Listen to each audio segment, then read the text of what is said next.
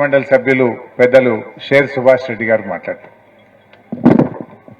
జై తెలంగాణ. సభాధ్యక్షులు పద్మా దేవేందర్ రెడ్డి గారు, ఇవాళ ఈ కార్యక్రమంకి వచ్చేసిన విశిష్ట వ్యక్తులు హరీష్ అన్న అండ్ నిరంజన్ రెడ్డి గారు, శాసన సభ్యులు సునీత లక్ష్మారెడ్డి గారు, ప్రభాకర్ రెడ్డి గారు, మాజీ శాసన సభ్యులు శశిధర్ రెడ్డి గారు, క్రాంతి కిరణ్ గారు, అలాగే మా మెదక్ బట్టి జగపతి అన్న,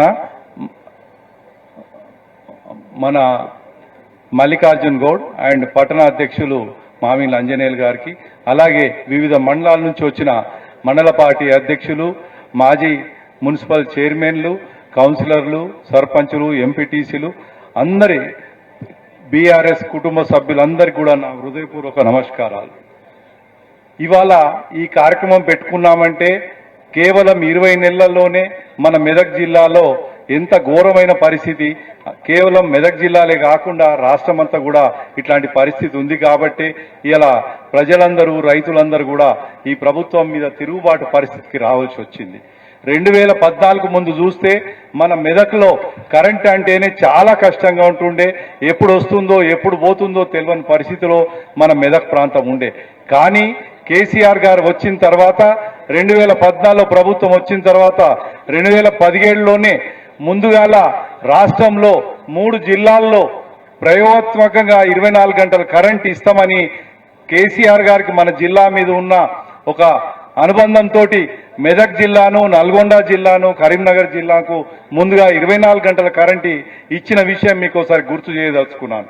అలాగే ఆ 24 గంటలు ఇచ్చిన పరిస్థితిలో గతంలో ఆ ఉమ్మడి పాలకులు ఎప్పుడు కూడా 24 గంటల కరెంట్ ఏంది, మీకు 5 గంటలు 6 గంటలు ఇస్తేనే చాలా ఎక్కువ, అసలు మీరు పంట పండించటోలే కారు అనే ఒక హేళన స్థితిలో ఉన్నటువంటి పరిస్థితిలో మన కేసీఆర్ గారు 24 గంటలు కరెంట్ ఇవ్వచ్చు, ఆ కరెంటు తోటి బోరు బావులతోటి నీళ్లు పండియచ్చు అనేది ఒక నిరూపించిన పెద్ద గొప్ప దార్శనికుడు మన కేసీఆర్ గారు. అలాగే కేవలం కాలువలే కాకుండా మన చెక్ డ్యాంల ద్వారా కూడా గ్రౌండ్ వాటర్ పెంచడం, మన జిల్లాలో సాగునీటి వ్యవస్థ ఏదైతే కాలువల పరిస్థితి చాలా తక్కువ ఉండడం, బోర్లు ఎక్కువ ఉండడం, దానితోటి ఈ చెక్ డ్యాంలు అయితేనే గ్రౌండ్ వాటర్ పెరుగుతుంది, దానితోటి అయితేనే నీళ్లు మన రైతులు కూడా సాగునీటికి ఇబ్బంది లేకుండా చేసుకుంటారని అప్పుడు అనేక చెక్ డ్యాంలు కూడా కట్టించిన విషయం కూడా మరొకసారి గుర్తు చేయదలుచుకున్నాను. తెలంగాణ రాకముందు మన మెదక్ జిల్లాలో కేవలం 1,50,000 మెట్రిక్ టన్నులు మాత్రమే మన దగ్గర పంట పండేది. కానీ ఇవాళ చూస్తే 4,50,000 క్వింటాల ధాన్యాన్ని మనం ఇవాళ పౌర సరఫరా శాఖకు మనం ఇస్తున్నామంటే కేసీఆర్ గారి దూర ఆలోచన ఏదైతుందో ఇవాళ రైతులందరూ గ్రామాల్లో మొన్నటి వరకు ఎంత సుఖ సంతోషాలతో ఉన్నారో మరొకసారి కూడా మనం గ్రామాల్లో చెప్పాల్సిన అవసరం ఉంది. ఈ 20 నెలల్లో మనం చూస్తున్నాం, గతంలో మనం నాటేస్తుంటే ఒక ఆటో అతనికి పంపించి, అరే బాబు మెదక్లో 2 సంచులు యూరియా తీసుకురా, లేదా ఆ పక్కకున్న పట్టణం నుంచి 4 సంచులు తీసుకురా అంటే నిమిషాల మీద తీసుకొచ్చే పరిస్థితి ఉండే.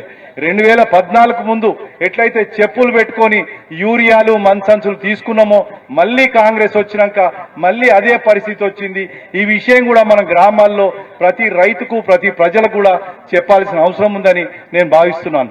అలాగే ఏదైతే మద్దతు ధర ఉందో కేసీఆర్ గారు కరోనా కాలంలో కూడా ప్రతి రైతు దగ్గర కూడా ధాన్యం కొనుక్కున్న విషయం మీ అందరికి తెలుసు.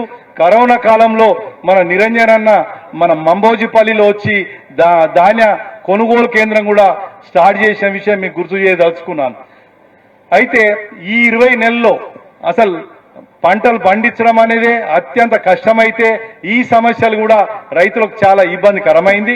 మీ అందరికీ కూడా తెలుసు, గతంలో ఎవరైనా అనుకోకుండా ఎవరైనా చనిపోతే మనకు అప్పుడు 20-30 వేలు ఆపద్బంధులో కూడా రాకపోతుండే.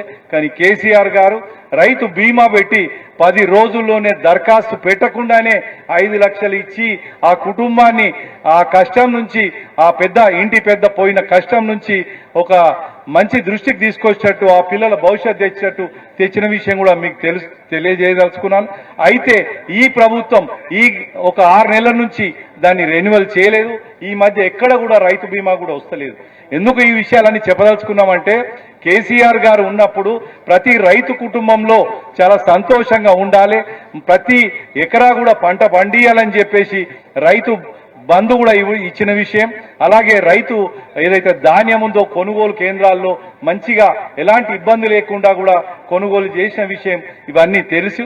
ఎందుకంటే గతంలో ఒకసారి నేను చూశాను, కేవలం మా ఊరు అప్పుడు లెక్క తీసుకొని నేను కేసీఆర్ గారికి చెప్తే అసెంబ్లీలో కూడా మాట్లాడి ఒకటే సీజన్లో మా ఊర్లో 5 కోట్ల రూపాయల పంట అంటే రైతు బంధు ప్లస్ ధాన్య సేకరణ ద్వారా ఒక్క గ్రామంలో ఒక సెంటర్ నుంచి 5 కోట్ల రూపాయల ఒక 2300 పాపులేషన్ ఉన్న ఊర్లో వచ్చిందంటే మన రైతుల పరిస్థితి ఎంత ఒక బంగారు బాటలో ఉండేనో మీరందరూ కూడా మన గ్రామాల్లో చెప్పాలి. మనం ఎప్పుడైనా అనుకున్నాం కాంగ్రెస్ వస్తే రైతులకు కష్టకాలం ఉంటుంది, ప్రజలకు కష్టకాలం ఉంటుందని కూడా మనం అనుకున్నాం. అదే విషయంలో కేసీఆర్ గారు చేసిన పథకాలు కూడా మన గ్రామాల్లో మరొకసారి చెప్పాల్సిన అవసరం ఉంది.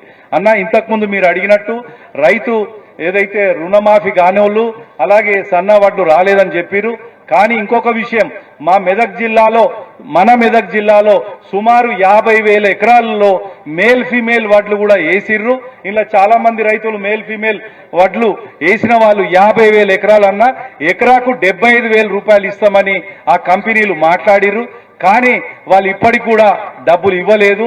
ఆ కంపెనీ వాళ్ళను వాళ్ళ ఆర్గనైజర్ల ద్వారా అడిగితే మా కంపెనీ లాస్ వచ్చినాయి, మేము డబ్బులు ఇవ్వమంటారు. ఈ 50,000 ఎకరాల రైతులు కూడా చాలా దీనావస్థలో ఉన్నారు. దయచేసి వాళ్ళు కూడా ఎవరన్నా ఉంటే అప్లికేషన్లు సార్కు ఇవ్వాల్సిందిగా నేను కోరుతున్నాను. దయచేసి ఈ విషయంలో కూడా మన కేంద్ర పార్టీ తరఫు నుంచి మీరు మాజీ మంత్రిగా ఈ జిల్లా ఇన్ఛార్జిగా ఖచ్చితంగా ఈ రైతులందరికీ కూడా డబ్బులు వచ్చేటట్టు చేయాల్సిన బాధ్యత మీ ముందు ఉందని నేను భావిస్తున్నాను అన్న. అయితే ఇలాంటి విషయాలు కేసీఆర్ గారు ప్రభుత్వంలో చేసిన పథకాలు అన్ని కూడా ఈ రేవంత్ రెడ్డి ప్రభుత్వం అంతకు 2 రేట్లు ఇస్తా అని చెప్పి మనను ప్రజలందరినీ నమ్మించి ఓట్లు వేసుకున్నారు. వాళ్ళతోటి ఏది కాదనేది 20 నెలల్లో తెలిసింది. కాబట్టి మనందరం కూడా ఇదే ఐకమత్యంతో ఉండి గ్రామాల్లో ఈ ప్రభుత్వం చేసే ప్రతి తప్పును కూడా వేలెత్తు చూపుతూ ఇలాగే సంఘటితంగా ఉంటూ రాబోయే ఎన్నికల్లో ఖచ్చితంగా ఈ ప్రభుత్వానికి ఒక గుణపాఠం నేర్పించాల్సిన అవసరం ఉందని భావిస్తూ ఈ అవకాశం ఇచ్చిన పెద్దలందరికీ మరొకసారి హృదయపూర్వక నమస్కారాలు తెలియజేసుకుంటూ జై తెలంగాణ.